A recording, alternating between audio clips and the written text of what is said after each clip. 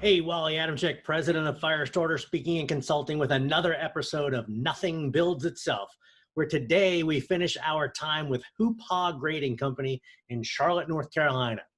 In case you missed it last week, we learned it was because of a mentor that Brian McManus pursued a college degree.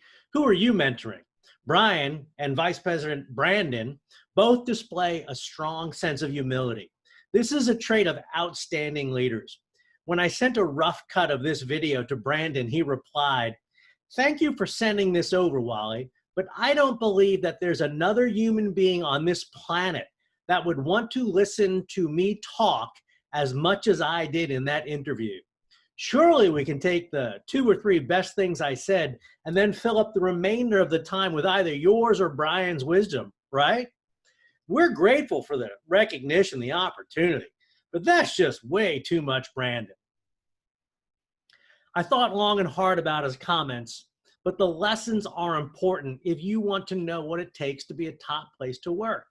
They are worth watching and listening to. So you'll see more of him. Last week, we talked about onboarding and training, and today we jump right into safety. We know you're safe. How safe, and how do you maintain it? Yeah, so Hoopaugh, fantastic job on the safety program. We got a great safety team. Coming from Martin Marietta, at Martin Marietta, we took safety to just a whole nother level. It was huge. It was safety first and everything that we did. But I actually was able to implement one of the things I'd learned there when I got here to Hoopaugh was a safety steering committee. And so the thought behind that is that safety's got to come from the people. Safety cannot be a top-down thing. It cannot be safe because we told you so. It's got to be a buy-in. It's got to be some ownership. And so we created HGC Empowered. And it is basically our way of telling every employee, you are empowered to stop production at any time if you see something or if you feel unsafe. And so we created that safety steering committee made up of employees out in the field. Yep. They built the program, they pushed the program, and they own the program. And we've seen huge results from it.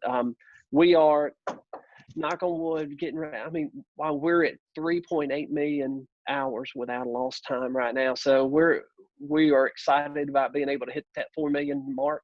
Just a huge accomplishment, as you know, for the construction industry. And of course, that's a profit strategy as well. Just like training and people are a profit strategy in my mind.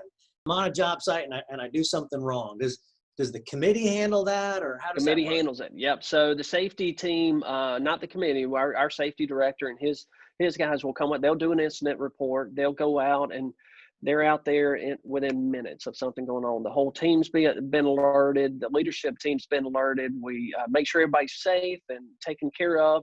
Once we've dealt with the issue, then a report's put together. We've done all the interviews, and it goes to that safety steering committee, and they analyze it. They look at it. They determine if there was negligence, and they determine what should be done, and they push it back out. So it's not you're not receiving your sentence from leadership. You're Right. receiving from your peers, and everyone's looking at and looking after each other. How else has being a top place to work helped you? It helped us externally, not intern. It helped us by being able to recruit people to engage that new generation of construction workers. The ones that are going to be intrigued by the simulators, by the drone technology, the cool things. It helped us in that aspect. But I don't think I wouldn't tell you that our people needed it or that they would be any less enthusiastic about their jobs if they had received it. Yeah. How about benefits? Anything unique you're doing there? We wanted, number one, we got to stay competitive. And that was one of the things that we had to do to try to retain people. We've seen a lot more of it. I think Hoopaugh was one of the ones to first offer it, but we had to do that to get people. Now it's just a way for us to continue. We give them so many different things that's just one of several benefits, but it's our commitment to them. Like, Yeah. We're going to, you come work for us. We're going to take care of you. We're going to take care of your families. You're not going to have to worry about whether or not you're getting a paycheck every week. Right. How do you sustain all of this? It's It's all the time. We never stop doing that. We are always trying to get our team amped up and charged up and ready to go. We've got a few different things that we work on, and when those things dry up, we'll find something new and innovative. We work workplace. It's Facebook for business, Oh right? yeah, yeah. Our entire team is on that. And so it's a way for people to communicate, to stay engaged. You know it, while we're not all in the same building, we don't get to see each other every day. And so to be able to communicate with the guy that's out there running the dozer on the job site, that's a tool for us. And we use it for rewards and recognition. This guy, he did something, he really So went above and beyond. you'll call them out right there in Yep. in workplace, and all 300 and something people see that Wally Adamchik did something great taking care of the customer. Absolutely. Matter of fact, I want to show you this. This is one of our programs that we're doing right now. So I told you we have 5 core values, Yeah. and then the 6th one is safety. But these are poker chips, right? And so so any of the managers, any of the leaders of the company have these, and at any time they see someone that's exhibiting the core values, we get the poker chip. And those poker chips, they actually carry a value. They turn them in for gear, Hoopaugh swag, shirts, hats, or gift cards. They can turn them in for cash. And so it's a way to recognize them, but also reward them too. So I've seen some places try similar incentives, and so there's a little bit of an eye roll, like the poker chips, and then they get rationed, it seems. Any bit of that, or initially? No, it's been great for us. It's been great, especially because the core values are so entrenched into our company that people they love it. It's been a huge hit for us. Vision, strategy, mission, goals, buzzwords, or are these real tools for you? Part of the deal when he handed me that cocktail napkin 2.5 years ago was he passed me a sheet of paper, and it was our vision traction organizer, and that was their plan for the next 10 years. So when you talk about vision and you talk about goals, we've got a plan, and it ends with us being known as the best site contractor in the Carolinas. That's the finish line. And we've got steps and for 3 years, 1 year, 90 days, and we've got a plan that we're following, and everyone in the company knows what that is. Mm-hmm. We're very transparent about it, and so we've got some very lofty goals, but we're getting a lot of check marks in them right now with the academy and the top workplace, and just people overall being happier. So when you talk transparency, how do you handle profit discussions? How do you communicate profitability? And it may be just production numbers or whatever, but how do you handle all of that? And we're transparent on that too. Matter of fact, we implemented last year a new bonus structure. All of our employees are eligible for the bonus program. Every employee. All of our operators are eligible for up to a week's pay once a quarter. And let me do the math on that. All of your operators up to a week's pay once a quarter. So that's an extra month of pay once it's all said and done.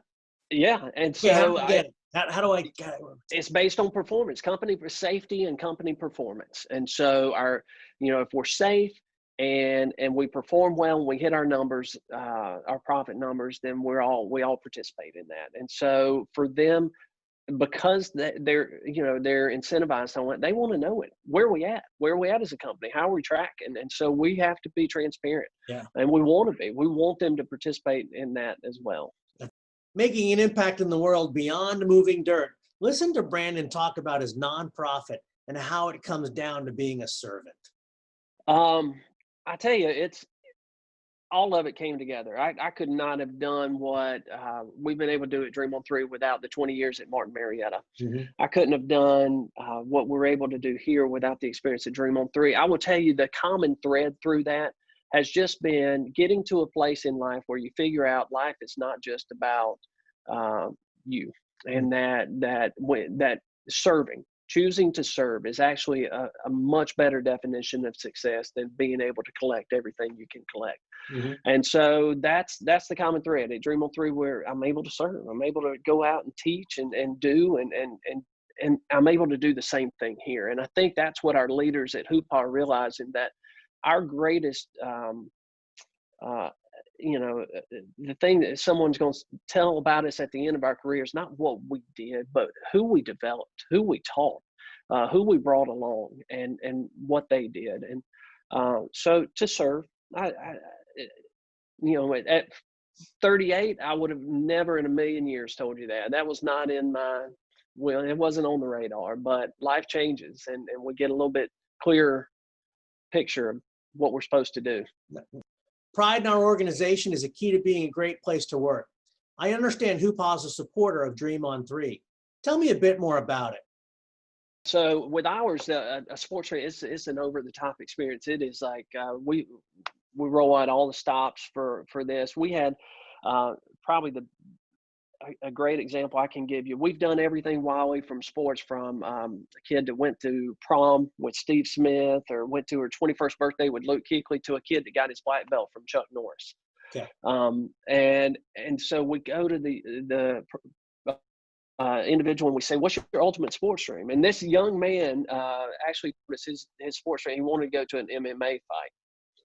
And his dad questioned him. He said, "I've never seen you watch MMA. Why is that you?" He said, "Well, I didn't think they could really do what I want to do." And he said, "What do you really want to do?" He said, "I want to meet Chuck Norris. I want to take a selfie with him, and I want to put it on a T-shirt." And so while we did that, we took his whole family, all the immediate family members, to Vegas, and he hung out with Chuck Norris and his team for 3 days. They got to know each other. He got to participate in some of the activities, and then at the end of the weekend, Chuck Norris and his group of people, they made him a black belt and honored him through that whole thing. And they brought him up on stage.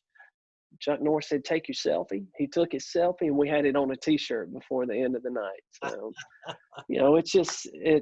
it's been great, and it's really rewarding to be able to make a difference in the lives of these kids that are going through some difficult things. But I tell you, the thing that's been equally as rewarding is seeing how it impacts everybody else in the process, the community, the people, the companies that get to be involved. Hoopaugh is a huge part of that. They've been a huge supporter of Dream on 3, and but thank you for letting me tell that. Before we go, I understand you're extending some of the company outreach. Tell us a little bit more about that.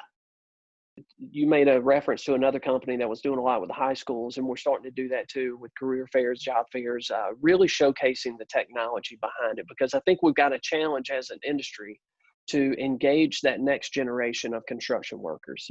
There's not a lot of people that are coming through high school and finishing up college that say, I want to get into construction. I want to go work for a grading company. We're able to show them a different side of it. Like, this is not your granddaddy's construction company, right? This is we're flying these sites with drones. We've got GPS and all this equipment. We're training our people with simulators, make 6-figure salaries working in construction. So just showing them a different side of the industry and a career path, I think, is important for us. As you can see, Brandon is all in on the values at Hoopaugh. Now let's get back to Brian for a minute. He says people buy into a good culture. He says we get the work done, but all of this isn't cheap. Machines are more expensive, support creates overhead, talent costs money, but when people want to be here and want to achieve, it all becomes a lot easier, and it does flow to the bottom line. We have a functionality chart. Everyone knows their role. There's clarity of expectations. On the Hoopaugh website, it says what sets us apart. And below that, it lists safety, shop and equipment, technology, project teams, benefits, and their Hoopaugh Academy. While those may help, I hope you have seen it's the incredibly cohesive culture based on clearly defined goals and objectives and strategy that make it such a great place to work.